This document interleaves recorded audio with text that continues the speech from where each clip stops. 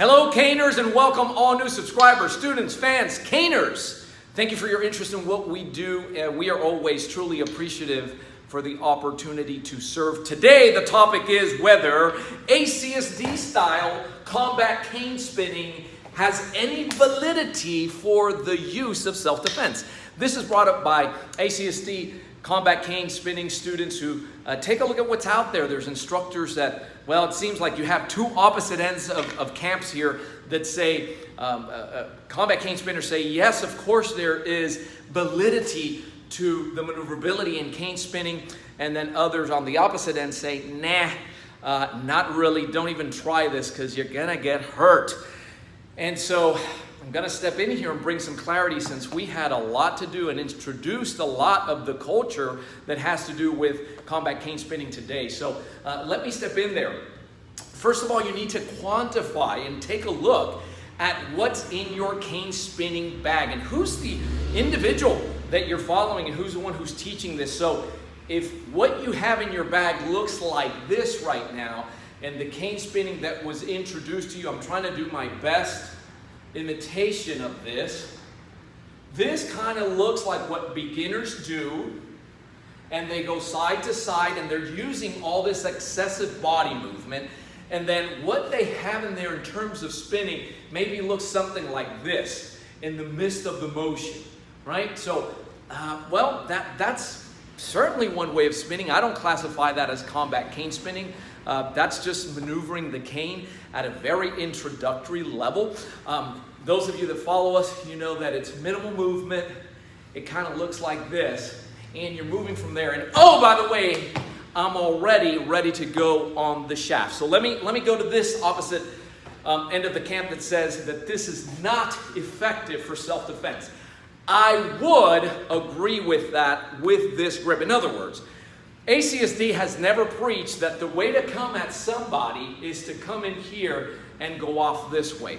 Am I saying that it absolutely would not be effective? No, what I'm saying is that we introduced a 5 power shot template from the shaft, then that's how we address going forward with a tool that is specific for that purpose. All our canes are bazookas. And so it fits, the strategy fits that tool, or the tool, better yet, fits that strategy, right, moving forward. It's a 2 to 3 inch difference in going from here to here. And so what you're neglecting to see is that part of spinning and maneuverability is here as well. That's from the shaft where I can explode.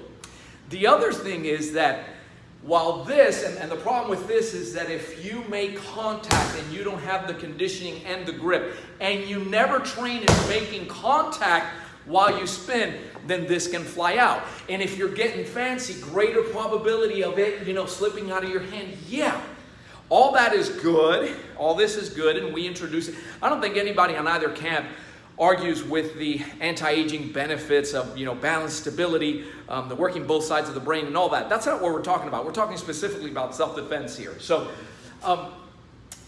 this is one thing, but if you turn that and switch the grip into a reverse grip, you're going to find that this hammering position, this is essentially what a reverse grip is, automatically makes for a better grip that we can test any time.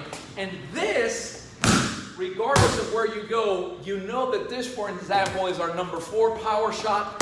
This is our number 1. And it's all from a reverse grip. Why is this important? Because if your cane is leaning up against a wall, or it's in the car, and when you pick it up, you picked it up this way, you may not have the time to put that down, turn it around, or pick up that cane and go like this and go from here. You have to be able to spin from here, back off, and still make contact and be effective. But not just that, check this out. And just like this, I was like, oh, I'm already on that shaft, I'm ready to go. I never had to use the other hand. I may not have the luxury to use the other hand. The other hand is always nearby.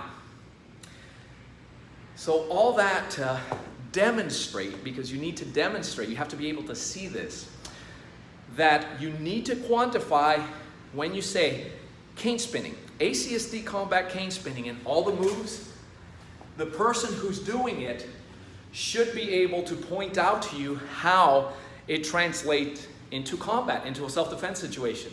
By the way, the whole concept that if you're doing this, somebody's gonna make you move and charge, well, no kidding.